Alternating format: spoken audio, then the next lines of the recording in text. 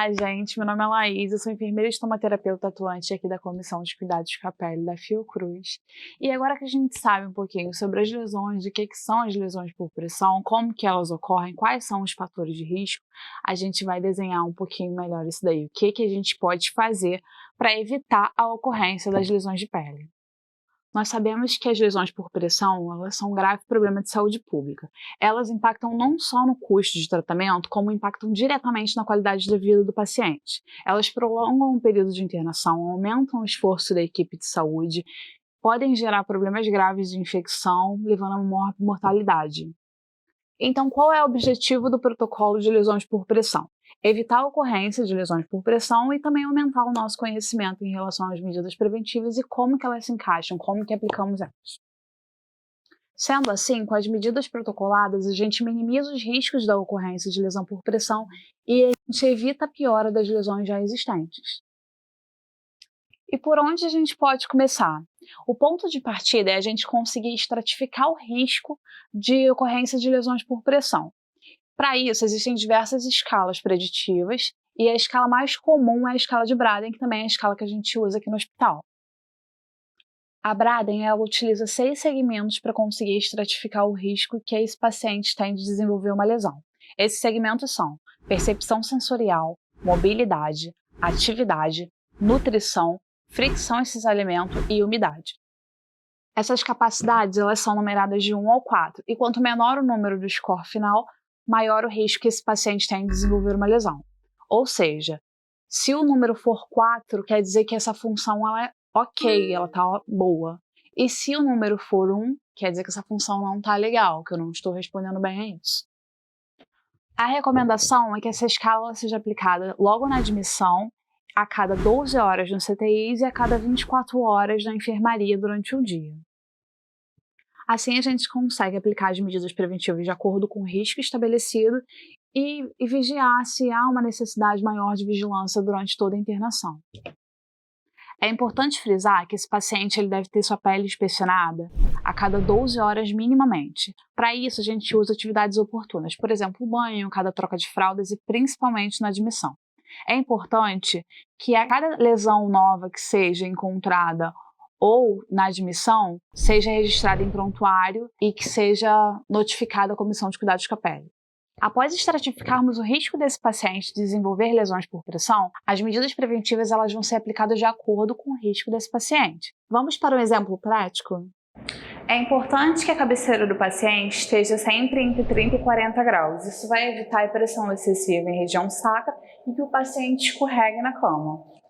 Outro ponto importante é que a nutrição e hidratação do paciente devem estar adequadas e esses dados devem ser registrados no prontuário.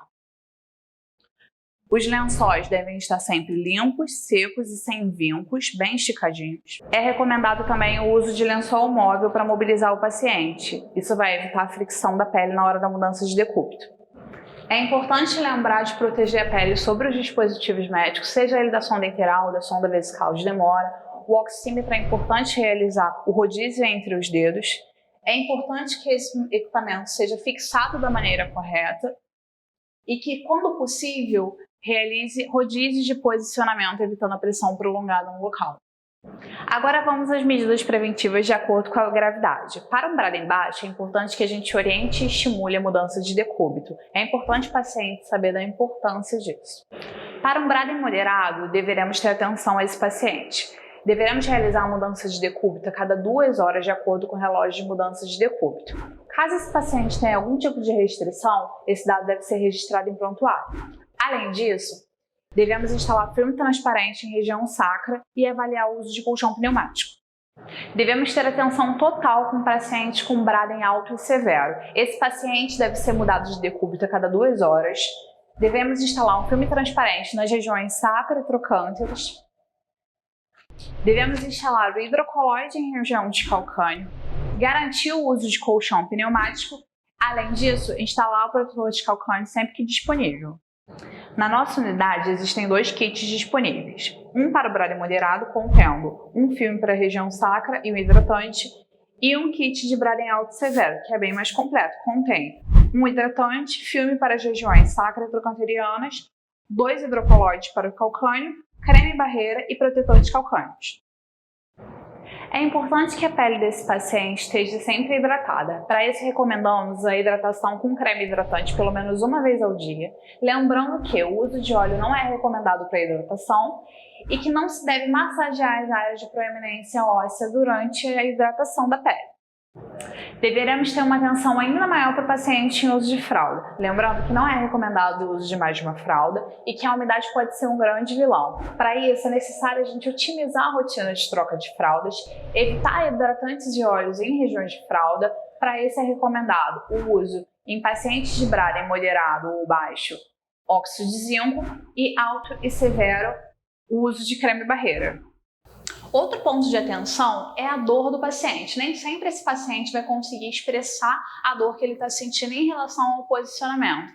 Isso vai fazer com que esse paciente permaneça na mesma posição por muito tempo, que a gente já sabe que é um fator de risco para lesão por pressão. Para finalizar, pessoal, é importante que todos esses dados sejam registrados em prontuário, no nosso caso, prontuário eletrônico. E é isso. Por hoje é só, pessoal. Valeu!